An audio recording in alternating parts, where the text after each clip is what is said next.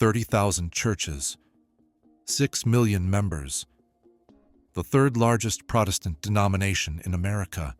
For 200 years, United Methodists baptized babies, buried grandparents, and built the steeples that still dot small-town skylines from Texas to Vermont. By December 31st, 2023, 1 in 4 of those churches was gone. 7,659 congregations voted to leave. Not one scandal, not one pastor. Thousands of churches, millions of families, neighborhoods split down the middle. The largest denominational schism in American history since the Civil War. This is what institutional collapse looks like, not with a bang, with 7,000 votes. The United Methodist Church didn't start as a denomination. It started as a movement. John Wesley never intended to break from the Anglican Church. He just wanted to bring faith to people the Church had forgotten. By 1850, approximately 1 in 3 Americans who belonged to any church was a Methodist. 1 in 3. The modern UMC formed in 1968 through a merger of the Methodist Church and the Evangelical United Brethren Church. At its peak, it operated more than 30,000 congregations across the United States, with twice as many members abroad, in West Africa, the Philippines, South Korea. The denomination ran hospitals, universities, publishing houses, retirement homes. That was the church, the machine, the institution. But institutions, like marriages, don't collapse all at once. They fracture along lines that were always there, invisible until pressure finally makes them crack. The fault line in United Methodism wasn't about money or power. It was about a single sentence in the Book of Discipline, the denomination's rule book. In 1972, delegates added 4 words that would haunt the church for 52 years. Incompatible with Christian teaching.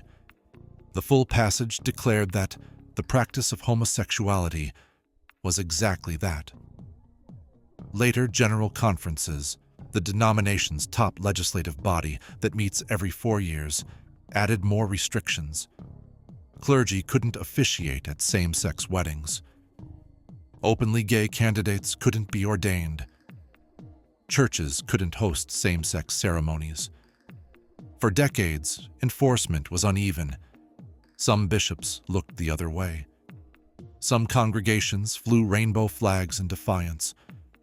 Some pastors performed weddings anyway, daring the church to charge them. Annual conferences in the Northeast operated under different cultural assumptions than those in Texas or Georgia.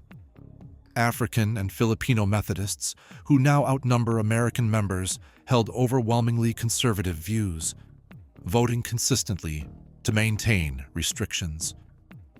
The church tried compromise after compromise. Study committees, dialogue sessions, proposed separations that never quite passed. Through the 1990s and 2000s, the debate simmered, but never boiled over. Then came 2019. In February 2019, delegates gathered in St. Louis for a special general conference, the first ever called specifically to resolve the sexuality debate. 3 plans competed for votes. The one church plan would allow individual churches to make their own decisions. The simple plan would remove all restrictive language entirely. The traditional plan would strengthen enforcement. After days of debate, the traditional plan passed, 438 to 384. African delegates provided the margin. Progressive Methodists were devastated. Conservative Methodists claimed victory. But the real consequence wasn't the vote itself. It was what came with it. Paragraph 2553. This new provision created an official pathway for churches to leave the denomination and keep their property. Previously, all United Methodist property was held in trust. If a congregation left, they lost their building. Paragraph 2553 changed that. The exit window would close on December 31st, 2023. The first wave of departures came slowly. In 2019, just 10 churches left. In 2020, COVID-19 shut down in-person voting. The General Conference that would have met that year got postponed, first to 2021, then 2022, then finally 2024. During those delays, something shifted. Conservative congregations that might have waited for the next General Conference to try again started doubting whether denominational leadership would ever enforce the rules they'd voted for. Progressive congregations were openly defying the Book of Discipline, ordaining gay clergy, performing same-sex weddings. Some bishops refused to bring charges. A group called the Wesleyan Covenant Association began organizing traditionalist congregations. In May 2022, they launched the Global Methodist Church, a new denomination built explicitly to maintain the restrictions United Methodism had just voted to strengthen but seemed unwilling to enforce. The floodgates opened. The numbers tell only part of the story. By December 2023, when paragraph 2553 expired, 7,659 congregations had disaffiliated from the United Methodist Church.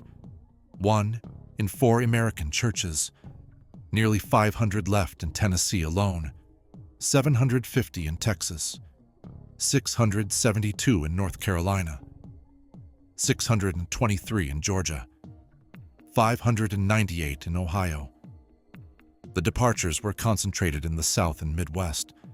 Vermont lost 2 churches, New Hampshire 2, Massachusetts 6, Maine 7. But some annual conferences saw more than half their congregations walk away. The Global Methodist Church now claims more than 4,000 congregations across all 50 states. Other departing churches joined the Free Methodist Church, went independent, or affiliated with smaller Wesleyan bodies. But here's what the numbers don't capture. What happened inside those 7,659 congregations before the vote? Imagine a church your family has attended for 4 generations. Your grandparents were married at that altar. Your children were baptized in that font. You've served on committees, taught Sunday school, helped repair the roof after the storm of '98. Now imagine the vote.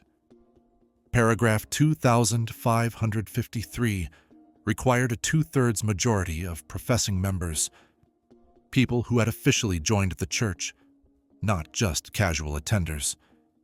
That meant congregational meetings, where neighbors looked neighbors in the eye and voted on whether to keep a building that held every meaningful ritual of their lives. In Michigan, the conference reported that 23% of departing churches voted unanimously. Everyone agreed to go. But that means 77% didn't. In 13 Michigan churches, the disaffiliation vote passed with less than 80% support. That's 1 in 5 members voting to stay, watching their church leave anyway. What happens to those people? Some transferred their membership to other United Methodist congregations before the vote took effect. The denomination created lighthouse congregations, churches specifically designated to receive displaced members who didn't want to leave the UMC. But for many, especially in rural areas, the nearest United Methodist church might now be 30, 40, 60 miles away. The denomination offered guidance. There is a place for you in the UMC. While it regrettably is not with the congregation you've called your church home, there are hundreds of other United Methodist churches ready to receive you. Hundreds, but not the one where your grandmother's funeral was held. The financial dimension was staggering. Under paragraph 2553, churches couldn't just walk away. They had to pay. The exact costs varied by annual conference. Some demanded pension liabilities, unpaid apportionments, and a percentage of property value. Others charged less. The Baltimore-Washington Conference required departing churches to pay 50% of their property's value. Other conferences were more lenient. One analysis found that some churches paid less than 10% of what their property would have cost under pre-2019 rules.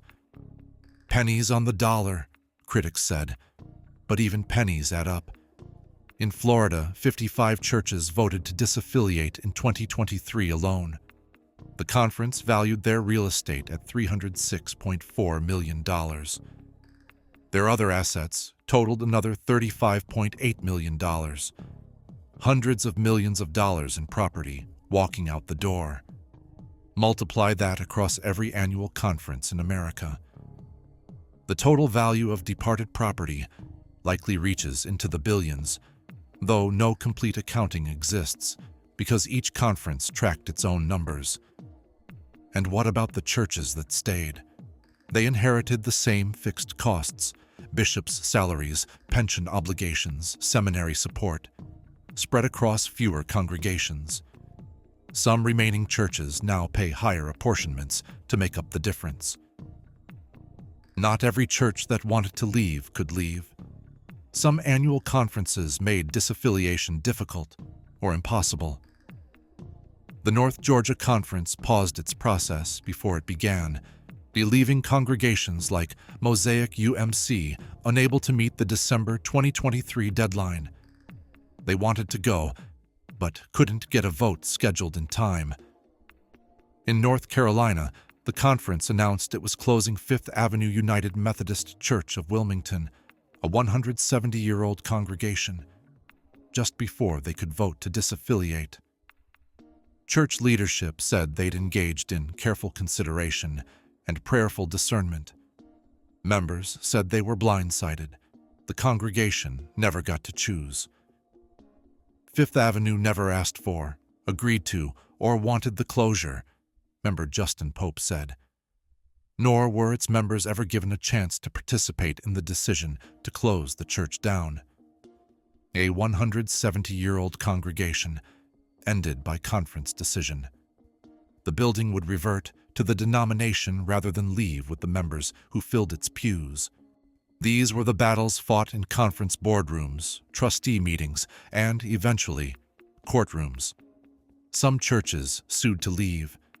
Some conferences sued to keep them. The trust clause that had held Methodist property together for centuries became a weapon in the divorce. Then came April 2024.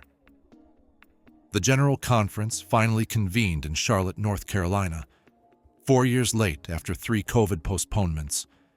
By then, 7,659 churches were already gone.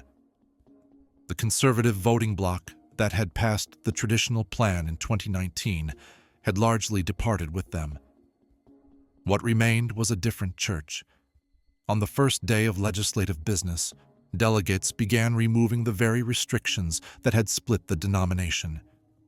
They struck the ban on ordaining self-avowed practicing homosexuals without debate.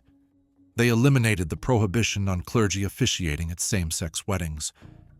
They scrapped the 52-year-old statement that homosexuality was incompatible with Christian teaching. The votes weren't close. The ban on gay ordination passed on a consent calendar, meaning it had such overwhelming support in committee that delegates approved it in bulk, 692 to 51. When the vote was announced, LGBTQ delegates and allies gathered on the convention floor. They sang, they cried, they hugged. Clergy who identify as LGBTQ will wake up tomorrow morning not worrying if they are going to lose their credentials because of who they are, said Reverend Carol Zagsma. On the final day, delegates voted 523 to 161 to redefine marriage in the Book of Discipline. Where it once specified one man and one woman, it now allowed for unions between 2 adult persons of consenting age. For 52 years, the denomination had fought over these questions. In 1 week, with the conservative opposition largely gone, the remaining delegates answered them. Outside the convention center, a different gathering formed. Reverend Jerry Kula of Liberia led a rally of delegates who opposed the changes. "We do not accept a change in the definition of marriage," he said, "and we will never accept marriage as anything other than one man and one woman, no matter what the Book of Discipline says." African delegates faced a particular bind. Homosexuality is illegal in more than 24 African countries. In churches there, worried that affirming LGBTQ rights would put them in direct conflict with their own governments. "In American society, homosexuality is okay," said the Virginie Umba, a pastor from the Republic of the Congo. "In my country, it is not. Our church will have a problem if they put this in the Book of Discipline." The 2024 conference tried to address this through regionalization, a restructuring plan that would give different geographical regions authority to customize portions of the Book of Discipline for their own contexts. The United States wouldn't make rules for Africa. Africa wouldn't make rules for America. The regionalization amendments passed with overwhelming support. 91.6% approval when annual conferences voted on ratification. It was, church leaders said, an attempt to hold together what remained. But what remained was already fractured. Sociology professor Ryan Burge, who studies religious demographics, called the UMC split the largest denominational schism in recent American history. The only comparison is 1844, when Methodists divided over slavery. That split lasted more than a century. The Methodist Church and the Methodist Episcopal Church South didn't reunite until 1939. The scars lasted longer, but there's a crucial difference.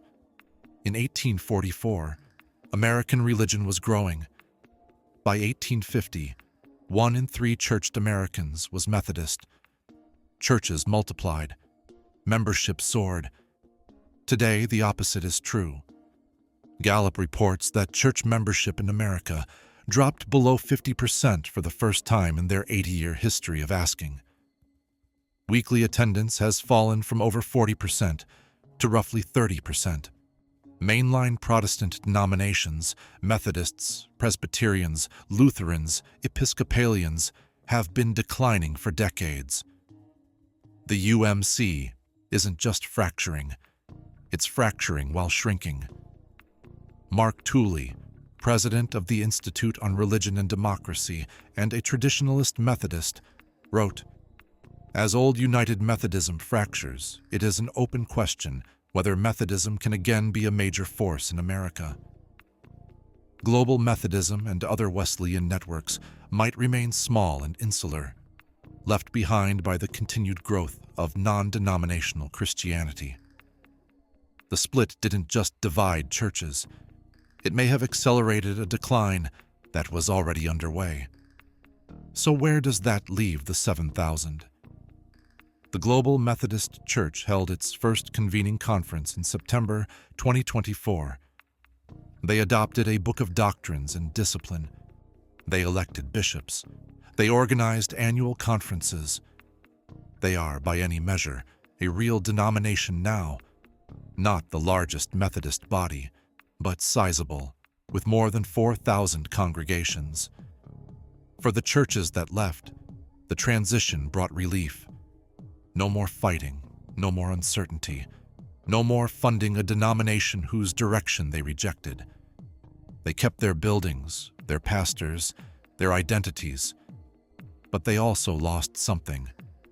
The connectional system that John Wesley built, class meetings, conference structures, shared resources, functioned because everyone stayed connected. When you leave, you lose the connection. Some former UMC churches joined the Global Methodist Church. Others went independent. Others affiliated with smaller denominations. The Methodist movement that once held 1 in 3 American churchgoers is now scattered across dozens of fragments. And where does that leave the ones who stayed? The United Methodist Church that emerged from Charlotte is different from the one that entered St. Louis in 2019. It's smaller, roughly 23,000 American congregations instead of 30,000. It's more progressive. The votes weren't close. It's restructured. Regionalization gives international churches more autonomy. For LGBTQ members and allies who spent decades fighting for inclusion, the 2024 conference represented vindication. "We met all the goals that we were aiming for this time," said Austin Atkinson, a gay pastor and delegate. "It was an exciting day for the church, and we can't wait to live into it." For those who remain theologically conservative but didn't leave, the future is uncertain. The denomination they stayed in no longer reflects the positions they hold. "I don't think the conflict will go away entirely," said Eric Hoke, a United Methodist pastor at Pittsburgh Theological Seminary. "But I do think that as people sort themselves into spaces where they feel comfortable living out their theological commitments, whatever they are, I think some of the anxiety will fade, it will dissipate. It's just one of those things that we have to be patient about." Patience. After 52 years of fighting, patience. Here's what the split actually revealed. It revealed that denominations, those massive structures built over centuries, are more fragile than they appear. 30,000 churches, 6 million members, hospitals and universities, and publishing houses and pension funds, all of it held together by trust. When trust fractures, institutions fracture with it. It revealed that theological disagreements, given enough time and pressure, become institutional crises. For 52 years, Methodists tried to stay together while disagreeing on fundamental questions. Eventually, staying together became impossible. It revealed that there are no clean divorces. Someone always loses the house. Someone always drives an extra 30 miles to church. Some 170-year-old congregations don't survive. And it revealed something about American religion itself. The era of big tent denominations, where liberals and conservatives worshipped under the same structural roof, fighting occasionally, but ultimately staying, maybe ending. What replaces it isn't clear. Smaller, purer communities. Non-denominational churches with no connection to anyone but themselves. Independent congregations that answer to nobody. 7,659 churches voted to leave. 1 in 4. Some of those churches will thrive in their new homes.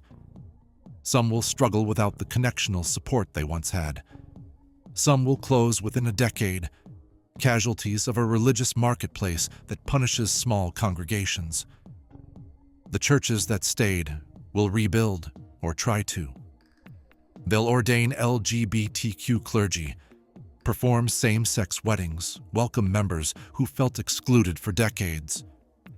They'll also pay more in apportionments, stretch budgets thinner, and watch as the pews keep emptying regardless of who they let in.